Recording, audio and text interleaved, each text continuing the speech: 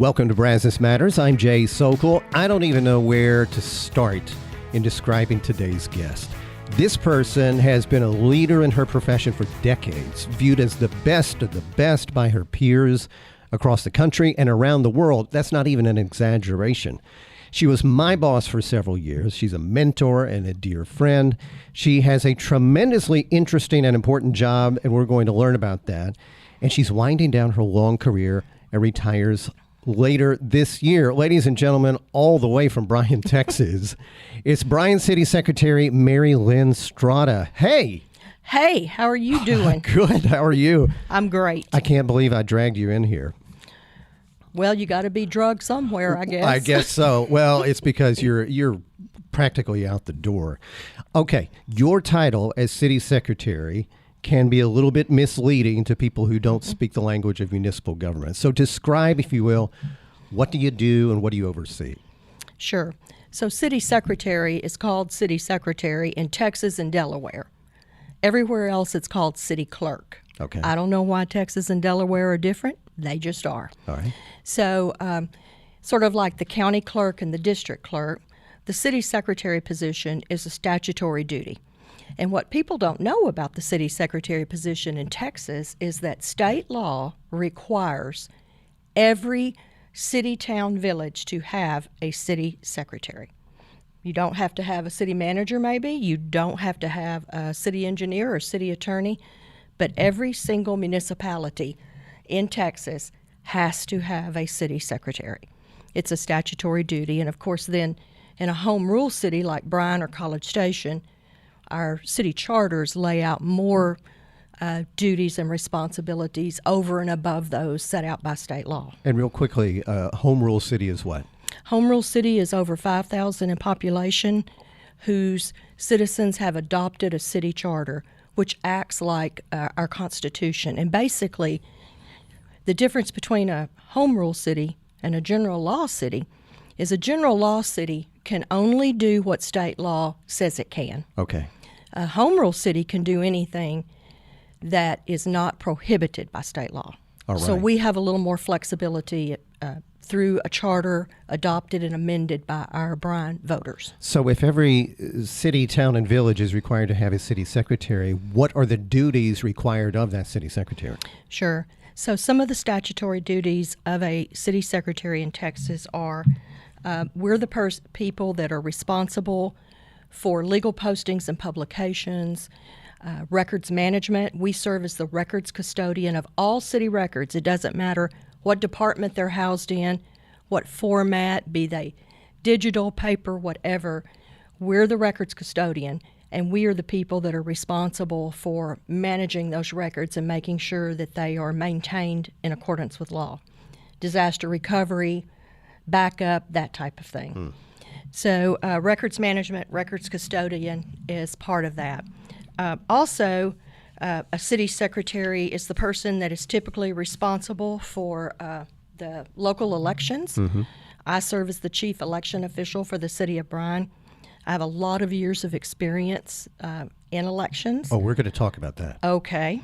So city secretaries typically do that as well. Permitting and licensing typically falls on the city secretary.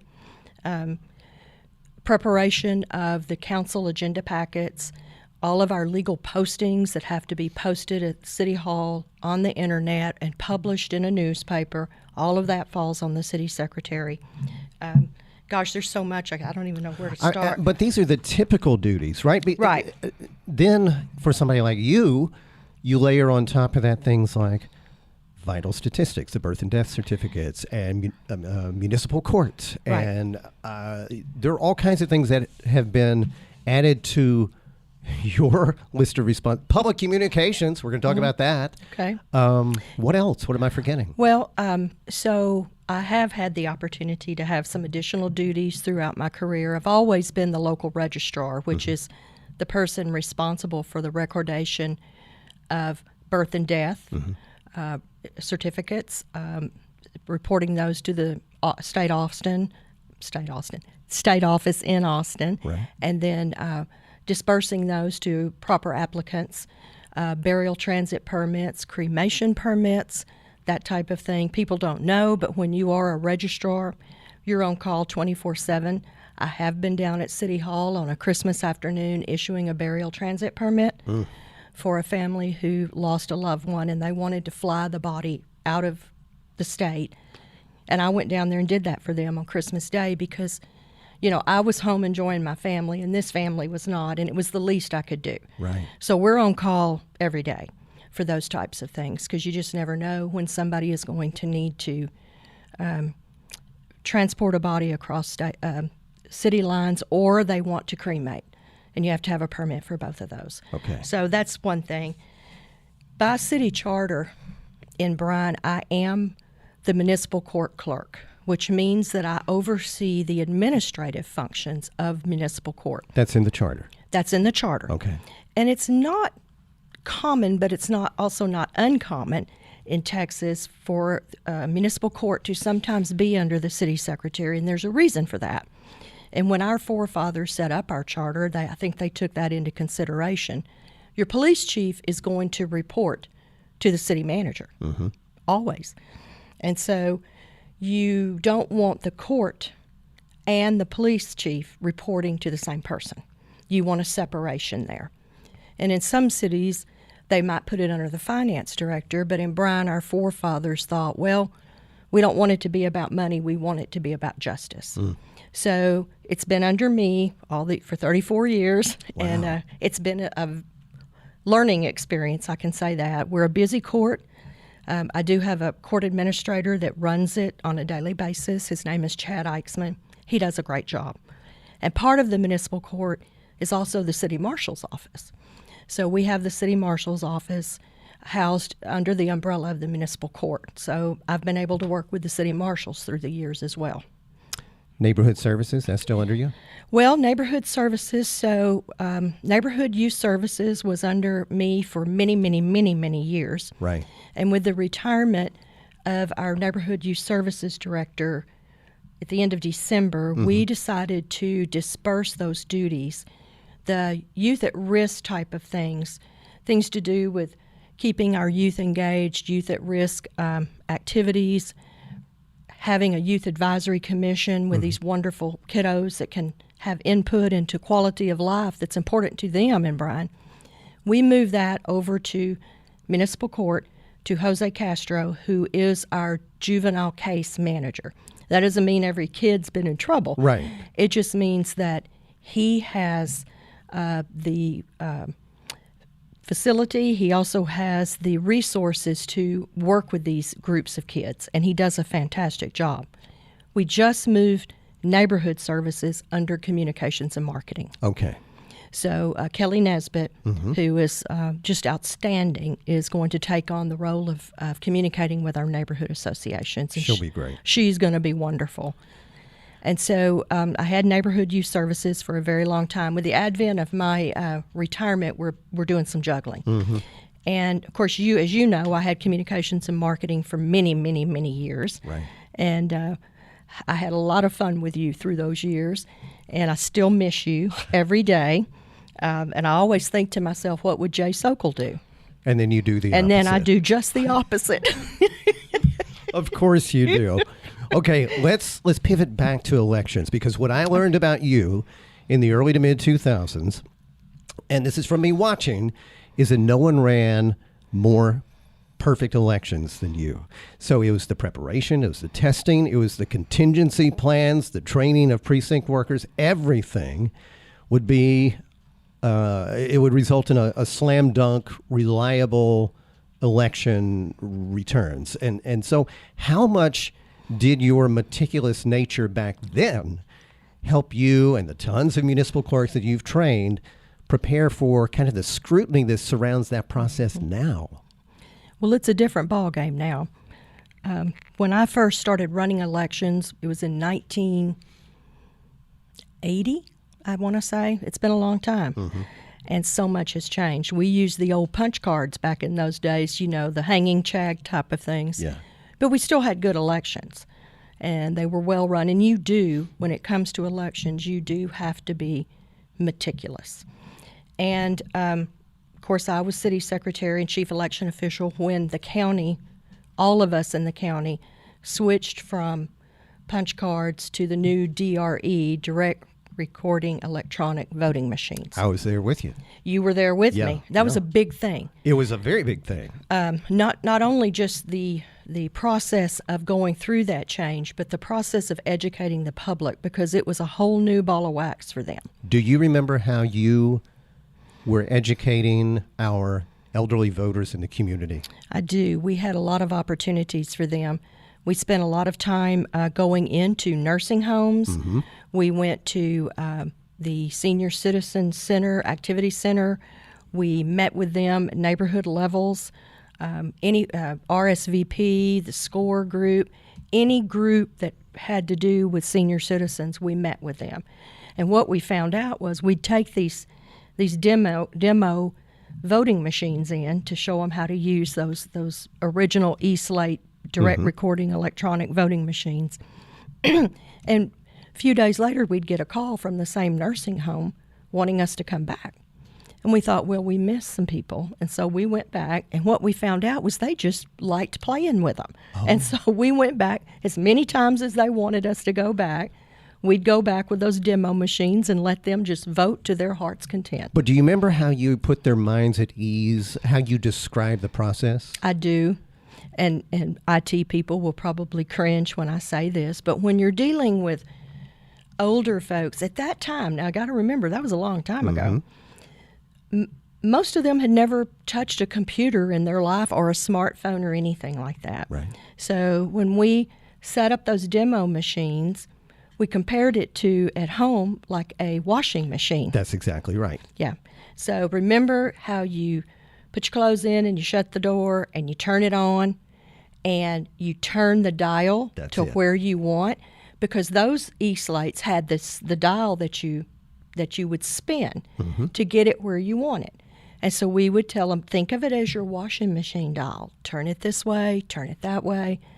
And I think it helped. That's exactly what I remember. Your explanation was you turn the dial and you press the button, just like a washing machine. I thought that is brilliant. I don't know if it was brilliant, but it seemed to help them, and they enjoyed it.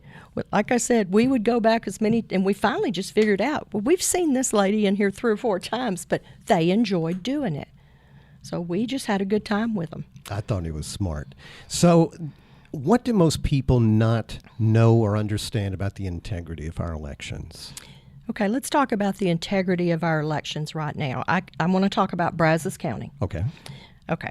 So what folks need to understand is that the voting system that is in use in Brazos County is never, ever, ever connected to a network, the internet, or anything. It is a standalone system, and it is extremely secure, approved by both the federal government and the Secretary of State's office here. And it is a very secure system that is never connected to the internet or any type of network where it could be hacked into. It's completely standalone. Another thing about that system, and every DRE system that's been produced since we first went to DRE systems, is there is a log within that system that logs every keystroke, every single thing that any human being does to that system. That election, if you will, is recorded and has to be turned over to the Secretary of State's office, who closely scrutinizes that. I mean, every time you punch a key, it records it. So we build a database for that particular election. It is tested extensively. It's required by state law, so we test, and then that database is locked down. And once it's locked down, it can't be changed. The software will not let it change. So I believe our elections are very secure. People, when it's not connected to anything, people can't hack into it. Right. And it's very, very secure over at the County Election Administrator's office. Trudy Hancock, she and her staff do a great job. And they're very cognizant and very well trained in election security. I feel very good about it. I don't believe that we're going to get hacked or anything like that. Right. There was a point in Bryan's history when voters began electing their city council representatives from specific areas of the city. It was a move to single-member districts. Good move, hard move? It was difficult, just the process, but in my opinion, it was absolutely the right decision for the City of Bryan. And there's a long history on this, so we have to go back to the early 90s. Mm-hmm. I hadn't been there all that long. And the Bryan ISD and the U.S. Department of Justice entered into an agreement that Bryan ISD would go to single-member districts. And so we felt like the right thing for the City of Bryan to do was to go ahead and be proactive and do that. So the council appointed a very diverse charter review committee, and we went through the process of how do we go about converting to single-member districts, how many single-member districts, how many at-large positions, what does that look like for Bryan?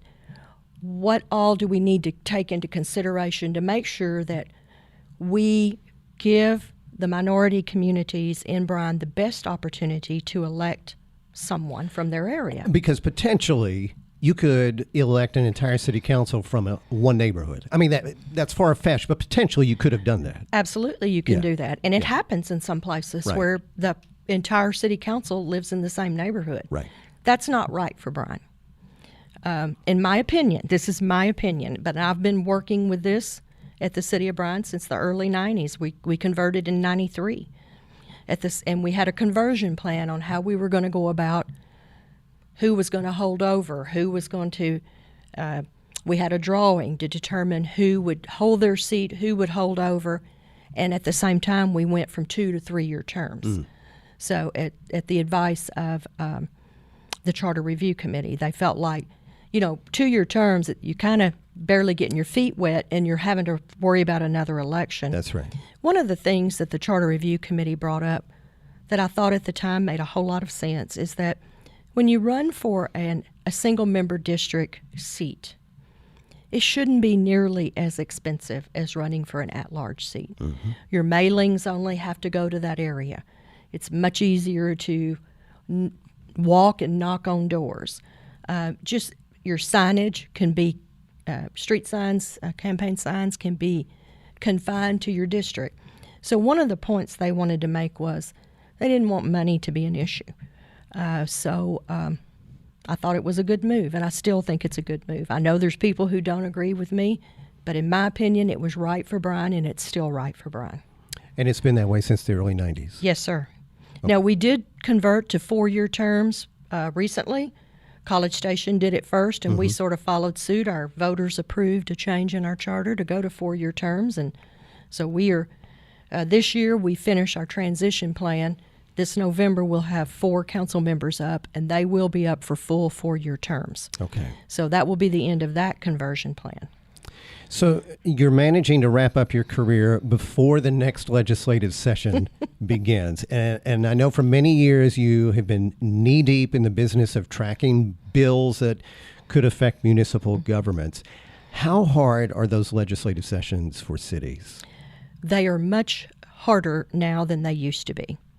It seems like in the last several sessions of the legislature that cities have been a target, that we have seen this growing epidemic, if you will, of bills that are meant to erode local control.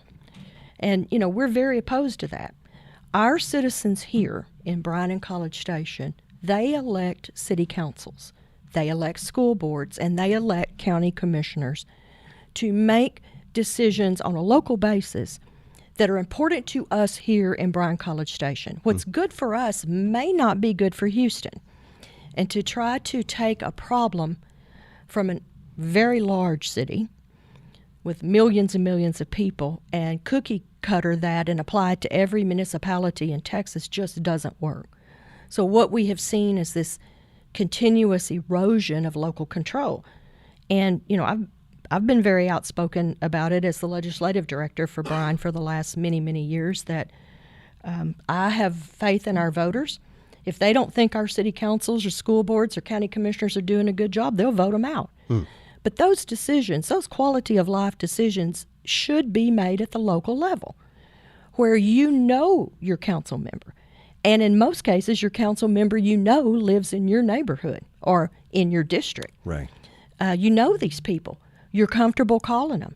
You're comfortable stopping by their house and saying, hey, that pothole's been in the front of my house on that street for 6 months. When are y'all going to fix it? You can't do that with a state legislator. It's hard to do that. Let me just say that.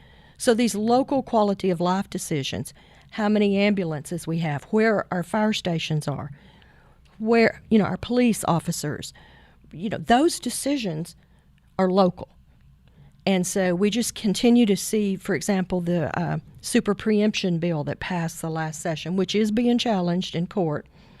We haven't gotten a ruling on that yet, but it really erodes local control in several areas. What is that bill about? The super preemption bill says that the city cannot regulate anything that's regulated. This is very simple. That's regulated by another state law, for example, commerce and things like that.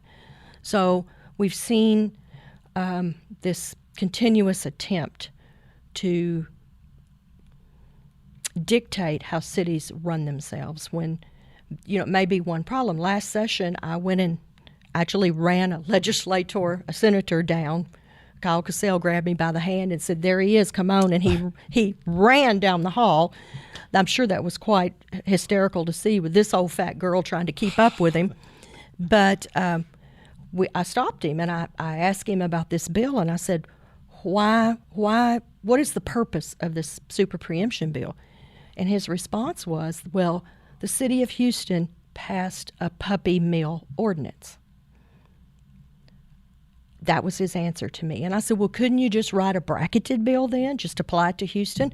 Why does everybody have to suffer? Right. So I didn't get a good answer, but he walked away. I guess that was my answer.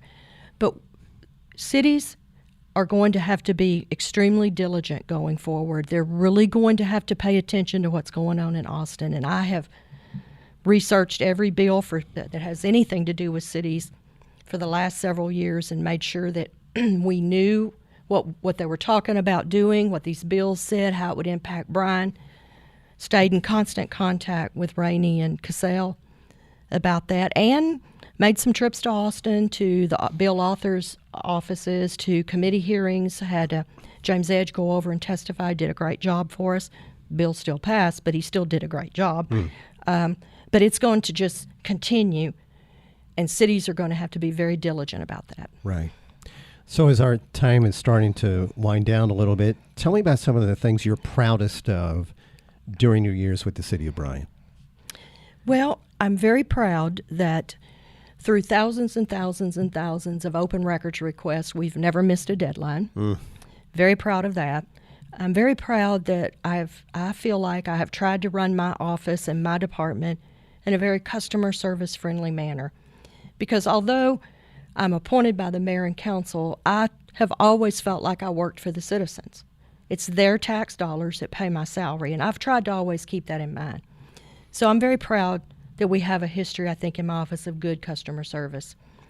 I was very proud that I was able to help the fire department get through the aftermath of the Knights of Columbus Hall fire. That was Randy McGregor called on me and let me be beside him through that, and the fact that he trusted me to do that has, although it was so sad and so hard on everybody, I was very touched that he trusted me to do that. That was a tough time. It was a tough time for the City of Bryan. I'm very proud that of the fact that I've been able to serve my hometown as city secretary. Being city secretary is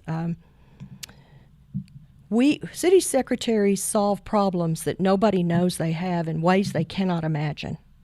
So I saw that recently, and I love that. And that's really the truth. We're behind the scenes putting out fires all the time. Mm-hmm. And there's another thing is we get to work with citizens, but we also get to work with every single department within the city. There isn't anything that goes on in the city that we don't touch in some manner. We write it, enroll it, engross it, archive it, file it. We do something, publish it, post it. We do something with everything. So that's been fun. I was also extremely proud to be able to represent my profession as president of the Texas Municipal Clerks Association. And of course, my time as president of the International Institute of Municipal Clerks was a tremendous honor for me, and I thought brought great recognition to the City of Bryan. I hosted some meetings and seminars here in Bryan College Station. Mm-hmm. They loved the community. But I was able to travel to many, many places: South Africa, Belgium, the Netherlands, England, Wales, not on the city's money. Please understand that. Not on the city's money. And I signed 5 affiliation agreements with organizations of city administrators in other countries. But I think probably the thing I was most proud of was South Africa was struggling. There was no training or certification program for local government administrators. Really struggling with that. So I went to South Africa 3 years in a row and helped them establish an institute just for that purpose at the University of Western Cape. So now they have a certification. And I didn't do it by myself, certainly, but I was there to help them. And I'm very proud of that. Pretty good. How many years of the career? It'll be 34. 34 years. My goodness. And you don't have to answer this final question, but I was, in all of your years of overseeing the city's public communications and marketing office, I was going to ask who was your favorite communications director and why was it me? That would have been my last question, really, for you. Well, certainly, Jay. You'll always be my favorite. Regardless of anything, I have had some good ones, but, you're like a son to me. Oh, You always will be. And even my husband said to make sure I gave you a big hug from him. So it's been great. We didn't get around to talking about the transition of records from all paper to almost no paper in my 34 years, but that's been a wonderful thing to see happen and to be a part of. Yeah, we had way more we could have talked about, and but you and I are going to have to do that off of the microphone. That's the only thing we're going to have to do. Well, that's okay. I'm used to talking to you off the microphone. Yeah, you are. I appreciate you having me on today and let me talk a little bit about my 34 years at the City of Bryan. It's been a great honor, and I've loved it. Lynne Stratta, thank you for serving the citizens of Bryan, Texas in stellar fashion for 34 years. Thank you, Jay. Brazos Matters is a production of Aggieland's Public Radio, 90.9 KAMU FM, a member of Texas A&M University's Division of Marketing and Communications. Our show was engineered and edited by Matt Dipman. You can learn more about us. Check out all the Brazos Matters archives at kamu.tamu.edu/radio or on your favorite podcast platform. I'm Jay Sokol. Thanks so much for listening. Have a great day.